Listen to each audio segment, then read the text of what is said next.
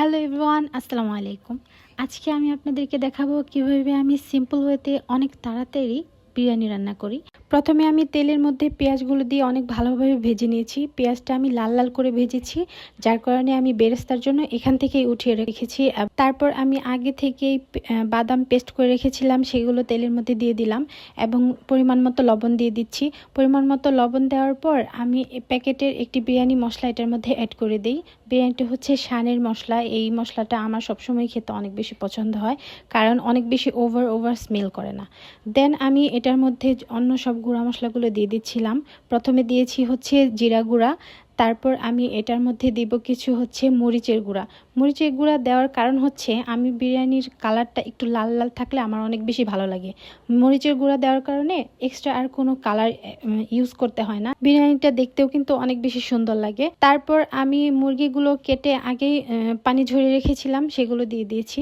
আমি মুরগির পিসগুলো একটু বড় বড় রেখেছি, কারণ বিরিয়ানিতে যেহেতু এটা ব্রয়লার মুরগি, ছোট ছোট হলে সব একদম গলে যায়, তাই আমি বড় বড় পিস করে রেখেছিলাম। দেন আমি মাংসগুলো দিয়ে ভালোভাবে এটা অনেকক্ষণ ভরে কষিয়ে নিব, যাতে করে মাংসগুলো একদম সিদ্ধ হয়ে যায়। এবং এটার মধ্যে আমি একদম আস্ত একটি লেবু দিয়ে দিব। লেবু দেওয়ার কারণ হচ্ছে ব্রয়লার মুরগিতে একটা গন্ধ আসে, যদি আমরা এটার মধ্যে একটু লেবু দিয়ে দিই তাহলে এই গন্ধটা আর আসে না। তারপর আমি এটার মধ্যে চালগুলো দিয়ে দিব। চালগুলো আমি আগেই ধুয়ে ঝরিয়ে নিয়েছিলাম পানিটা। চাল দেওয়ার পর আমি অনেকক্ষণ যাবত এটাকে একটু নাড়াচাড়া করে চালগুলো ভালোভাবে ভেজে নিব। ভেজে নেওয়ার পর এটার মধ্যে আমি একদম টাটকা গরম পানি ঢেলে দিব। আপনারা গরম পানি দেওয়ার ট্রাই করবেন, ঠান্ডা পানি দিবেন না।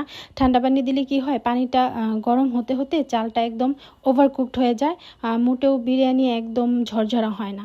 তারপর আমি এটার মধ্যে আগেই হচ্ছে আলু ভেজে রেখেছিলাম, কাজু বাদাম ভেজে রেখেছিলাম, ওইগুলো আমি ওপর দিয়ে দিয়ে দিলাম। তারপরে একটু গুঁড়া দুধ ছিটিয়ে দিয়ে এটা একদম প্রায় 40 মিনিটের মধ্যে দমে দিয়ে রেখেছিলাম। 40 মিনিটের মধ্যে দমে দিয়ে রাখার কারণে দেখেন বিরিয়ানিটা দেখতে অনেক বেশি সুন্দর হয়েছে আর অনেক ঝরঝরা হয়েছে। এরকম ঝরঝরা বিরিয়ানি খেতে কিন্তু আমাদের সবারই অনেক বেশি পছন্দ। তো আমি ওই দিন ইফতারিতে সবাইকে এই আমার হাতের স্পেশাল বিরিয়ানিটা রান্না করে খাওয়াইছি এবং সবাই কিন্তু অনেক বেশি পছন্দ করেছিল। আপনারাও এই রেসিপিটা বাসায় কিন্তু ট্রাই করতে পারেন।